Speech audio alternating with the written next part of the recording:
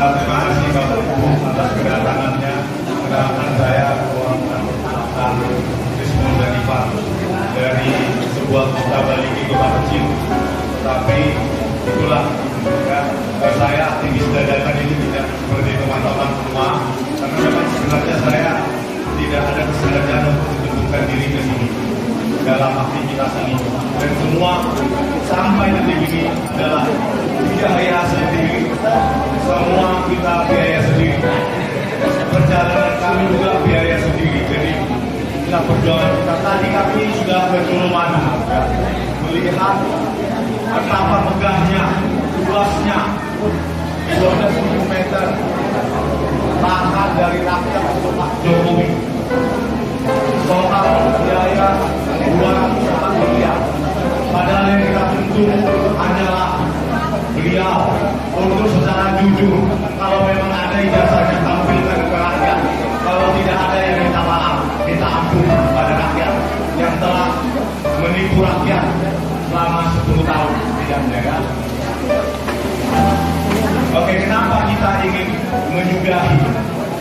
Kita ingin menyudahi dinasti Jokowi yang sangat rakus, serakah terhadap kekuasaan, karena dia dengan sengaja memanfaatkan kekuasaannya untuk membuat, karena gagal 3 periode, maka anaknya lah sebagai penggantinya menjadi wakil presiden dengan cara apa?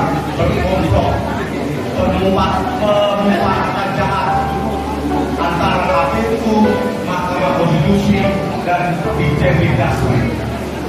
Kami telah mengunjungi Ditjen Dikdasmen bahwa memang benar tidak bisa dibantah lagi bahwa Gibran tidak pernah lulus SMA dan tidak punya ijazah SMA, dan rapor SMA hanya 1 tahun. Itu melanggar undang-undang kita, undang-undang pemilu nomor 7 tahun 2017. Ya. Sifat dari Gibran tentu mewarisi bapaknya. Apa itu? Di samping membuat kita melarat, hutang membunuh, yang paling penting dan menjadi perhatian saya adalah penegakan hukum yang hancur-hancuran, bobrok, kepolisian hanya dipakai untuk kaki tangan kekuasaan. Selama 10 tahun Joko Widodo memerintah Republik ini, penegakan hukum itu hancur-hancuran dan penuh rekayasa. Salah satu bentuk rekayasa tentu yaitu Jessica Wongso, seorang rakyat biasa, dipidana 20 tahun, akhirnya dibebaskan setelah 8 tahun menjalani pidana di penjara, 4 bulan di sertikus. Padahal itu semua berupa atau hasil dari rekayasa Puslapor Polri. Siapa otaknya? Tito Karnavian sebagai Kapolda Metro Jaya 2016, yang selanjutnya dia menjadi Kapolri 2016 juga. Hanya menggunakan software untuk mengotak-atik kita, rakyat biasa, bisa menjadi korban rekayasa kepolisian. Kalau saya salah, sudah sejak berapa tahun lalu saya sudah diciduk dan membusuk penjara. Saya menjamin, saya begitu Prabowo Subianto mengganti Kapolri, sehari setelah itu saya akan melaporkan Tito Karnavian, Muhammad Gerasa, Yusufon Harimanto, dan semua jaksa-jaksa dan hakim yang menggunakan hasil rekayasa kepolisian,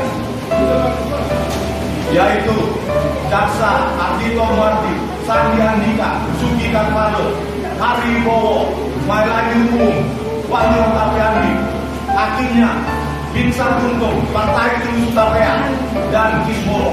Mereka itu berkomplot semua. Penegakan hukum hancur di zaman Joko Widodo. Kalau seorang Jessica bisa menjadi korban, maka kita akan menjadi korban, bisa menjadi korban oleh Pakcok. Itu cuma satu kasus, belum kasus KM50. Beberapa hari yang lalu saya sempat mengunjungi keluarga Anda dan ibunda dari salah satu dari 6 syuhada FPI yang tewas di KM 50 yang merupakan korban rekayasa kepolisian juga. Ayah Anda dari Muhammad Suci Gaddafi Putra, kami wawancarai, kami banyak mengetahui detail peristiwa dari ayah Anda Muhammad Suci Gaddafi Putra, dan kami sempat atas izin dari Habib Rizik, kami sempat mengunjungi atau ziarah ke makam ke-6 syuhada FPI tersebut di Megamendung. Lihatlah teman-teman, Bapak dan Ibu sekalian, betapa murahnya nyawa itu bagi kepolisian, seperti binatang.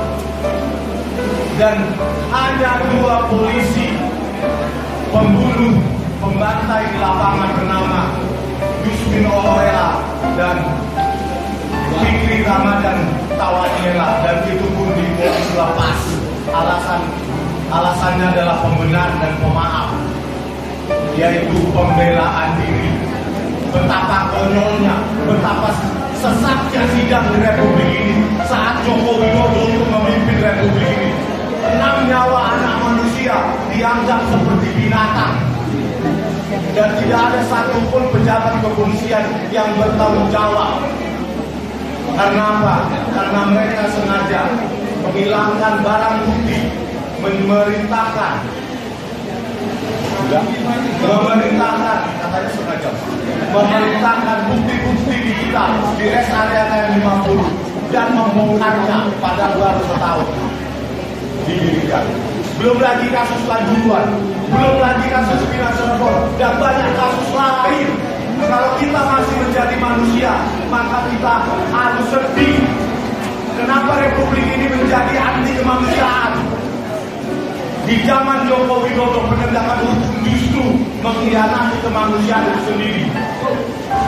Oleh karena itu, kita harus makzulkan Gibran, karena Gibran adalah turunan dari Joko Widodo yang suatu saat bisa menjadi Presiden Republik Indonesia ini dan mewarisi penegakan hukum yang barbar, brutal, biadab seperti zaman bapaknya berkuasa.